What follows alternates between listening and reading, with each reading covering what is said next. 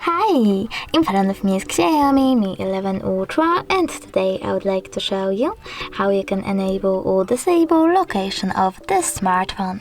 Firstly, go into Tab menu and look for location icon. When you find it, just tap on it. Over here you need to select close in this pop-up, and when I go back I can see that location of my device is disabled. You can enable it by clicking at the same icon.